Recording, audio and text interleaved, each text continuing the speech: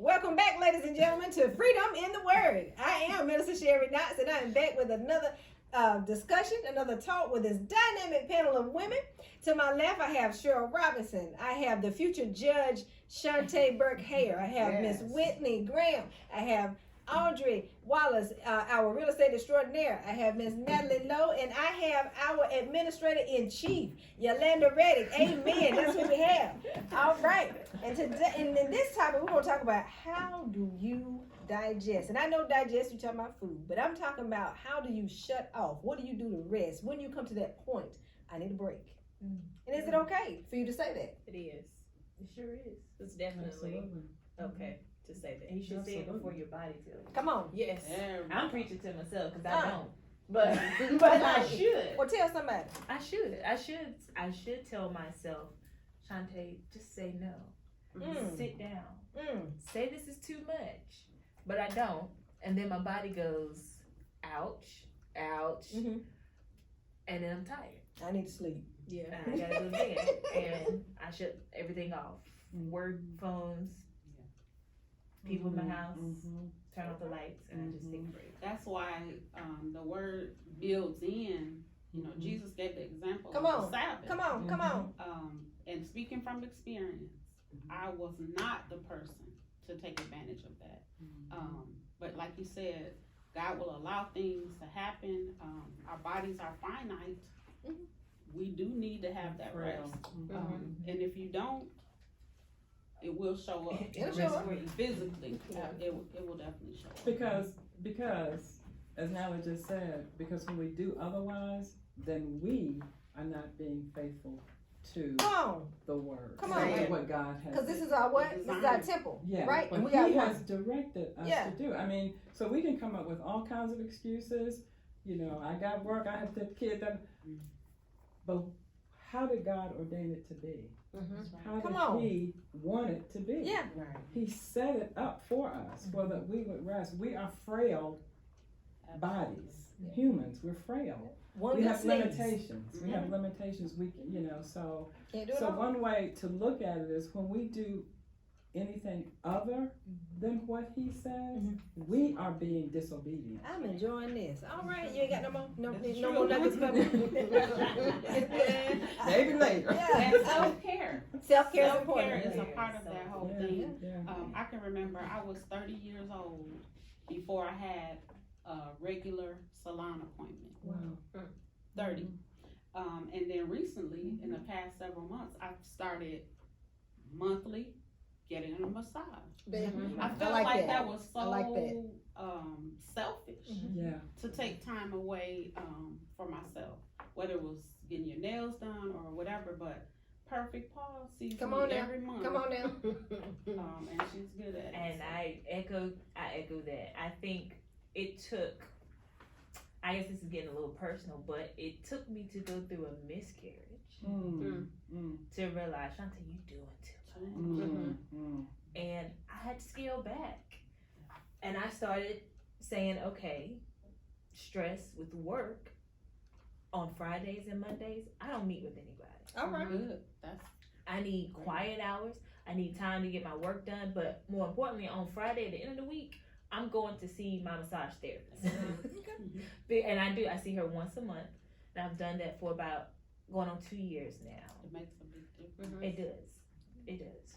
Something too, all of us who, if y'all have these fancy iPhones, something now, look, thing they have on there's like a focus time or do not disturb or something like that. My rest could be you asking me, hey Shantae, can you come decorate my living room? No. Because that is what I would like to do. Right. That's what I take my mind to another. It's like, So I'm retired, and so I was so excited when I retired that I started staying up late. I said, oh, I don't need to get up at any specific time the next day. I'm going to say, I'm going to watch this movie. I mean, I was, you know, I sometimes I would see 4 o'clock, you know, I'm just staying up. I'm so excited. So I saw my doctor for just a checkup, and, you know, just asked me, how you doing? I said, I'm great, I'm fine. He said, well, are you resting? And I said, well, I'm retired. Yeah, So you know, I'm staying up late, and what he said, and you know what he said? Get over it. Mm-hmm. Those were his exact words. I will Wow. not forget that. He said, get over it. Go to bed at a decent hour. Okay. Get your rest. And he said, you will feel better. Okay. Was he right or not? He was so Wow. right that I'm thinking, but your body still needs to be treated a certain way. Right. You still need adequate rest. And hydration. You still, you have to take care of it. That self-care is so important. I wanted to go back to something you mentioned, the balancing act and Yeah. all the hats and everything that we try to keep up with. It makes me think about the Proverbs 31 woman that you mentioned. Yeah. But the EBC Sister to Sister has started looking at that closer. Mm-hmm. And that Proverbs 31 does not say we have to be all of those things Right. that she Right. was. Right. That's a It's good an point. ideal. It wasn't a real person Right. who did all of these things. And so it's a model for us. But it's not that we have to be and do for all to all. We'll have to go Chaka Khan. Exactly. I'm everyone. I'm everyone. Yeah, no. That's not what it says. And if you look closer at that, you'll find. But I like what you said, because when you were talking about what relaxes you, you didn't say, so I can decorate my house. You included Other someone people. else in that. That someone can come help you. That to me spoke volumes. That's love in action. Yeah. But I think the challenge is there for us to define what is a point of relaxation for everyone. Yeah. For the individual. It's Right. not necessarily the same for you as it is for me Exactly. or for her, And I was thinking how my body, I was quiet because you all were just slapping me left and right. And all this stuff. And I was like, oh my goodness, I haven't gotten there yet at all, because I still work up to the point daily and my body just clonks out, kind of like the power from the computer is off. I just drop. And that means I'm on the couch sleeping. My husband will come and say, okay, Yolanda, you going to bed? I'm like, yeah, I'm coming. I don't come until 5:30. It's time for me to get up for work. Like, I'm just out. And I was thinking how unhealthy that is, to work your body to a point where you just clonk out wherever you are. But I'm grateful because sometimes at night, my husband and my daughter give me a reason to just kind of unplug from everyone, because we need time to watch TV, to talk about what's going on in the world, to talk about what's going on in her world. And for me, that's a woosai moment, because I'm here, I'm listening, or we are sharing in a moment of family. But again, it takes that for me to identify, okay, yeah, that is my point of relaxation, because I was sitting here trying to figure out, well, wait a minute, where do I relax? But that is it. Right. And I need to do more of that. But I also challenge us to look at our white space. There's an intentionality that God would have for us when we're planning our lives, as when He planned the earth and the world. That Sabbath day was a part of the original plan. It wasn't an add-in. So when we look at our calendars, we need to make sure that that white space has some point in it where it says the massage, the sitting on the couch with your family, Rest. so that you can rest. We have to plan that in the beginning. Very true. So we're doing this conversation backwards, ladies and gentlemen, you might say, because now we're going to talk about being busy. Now, we talked about resting first on purpose, because I think we don't rest enough. And you touched on that, and you talked about that, and you talked about your idea of rest would be actually doing some work, but it doesn't feel like work because it's what you can naturally do, But being busy, as a single mother, then 2 kids, and my daughter, she needed her own transportation, because it was every day she needed to go here and then. I was like, did I sign up? Did I sign up? How did you get in all this stuff? So I was always very, very busy. And so now I'm an empty nest, both my children are grown. And even though I'm busy for myself now, because there were things that I wanted to do when they were growing up, but I didn't want to deny them. So now I'm able to I'm stellar, but I'm stellar with other things. And the busyness of life always gets the better of me. I know Ivan, your husband, called me last week, and so the machines are going off in the back. And so if you know me, I will answer. If I have my phone near, I don't care what I'm doing, I'm going to answer. Don't you worry about the background. What did you call me for? Because that's just me. I don't want to miss. And that's a downfall of mine. I don't want to miss a phone call. I don't want to miss a text message. I don't want to not respond. But that's me.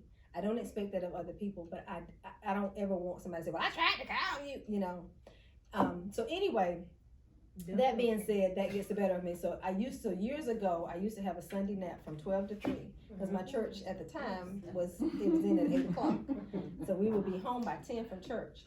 So 11:55, I was on my way to the couch and I would sleep from 12 to 3. Phone on do not disturb, and I had it for years, but haven't had that in a while because things change with church and all that stuff. But that is my do not disturb time. But I remember someone gave the acronym BUSY means being under Satan's yoke. And that was a powerful message to me. Because at the time I was, in the heat of my career, it was nothing for me to have a friend call driving down Tryon Street. Yeah. Is that your car still at that school? Okay, yeah. I mean, it got where, I could pull up to the door so I could just walk out the door and get in the car, and that's safe.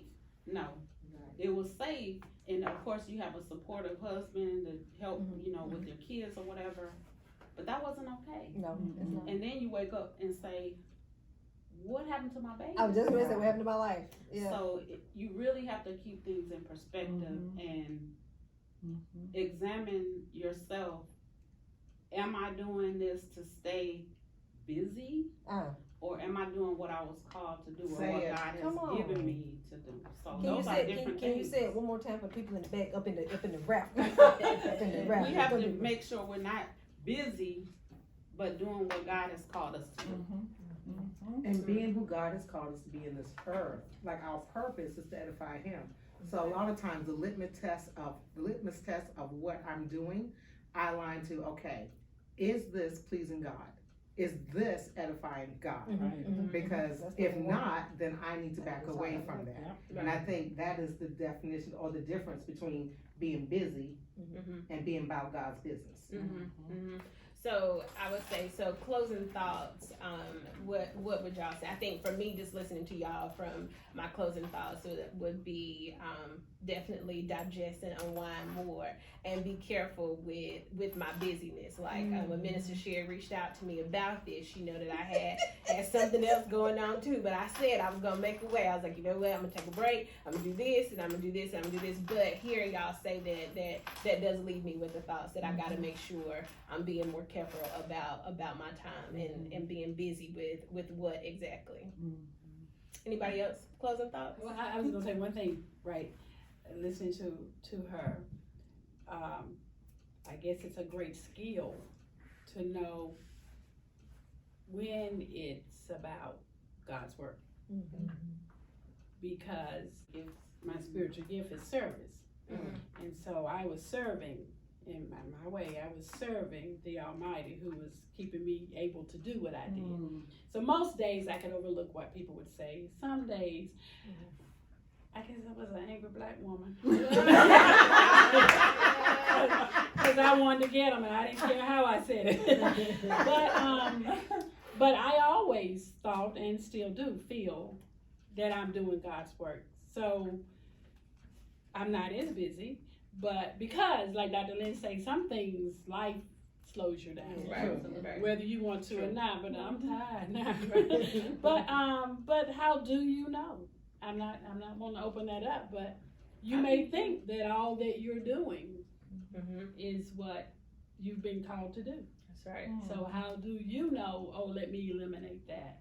Right. The gifting is one, definitely, that's a huge part I feel, because work, I've heard two perspectives. Should work be easy and not require so much of you? Should you enjoy it and move freely in it?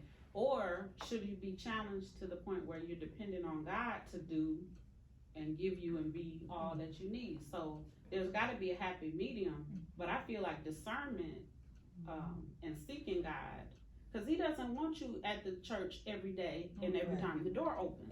That's not healthy. Right. Exactly. Right.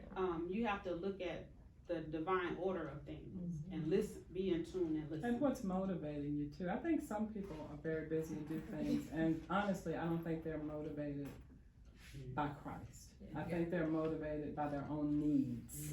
You know, it makes them feel important. It makes them feel this, that way, and that's totally different than service, Yes. and knowing what your spiritual gift is and doing that. So I think everyone has to, do some self-reflecting. Why am I really doing this? Is it because it's important to me? Say it.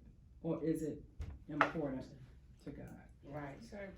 And I end with the hymn song, just a closer walk with thee. I was singing that this morning. I'm That's telling got you. me my skin. That's just when you it. said that. That's odd that you said that. Or The divine. closer you walk with him, the more clear He things will reveals become. it. There you go. He will reveal it. Yes, he will. And so he will also reveal it to you and you and you. Mhm. We have another episode with me and these dynamic ladies. Until the next time, I am Minister Sherry Knox, and we'll be talking to you soon. God bless you.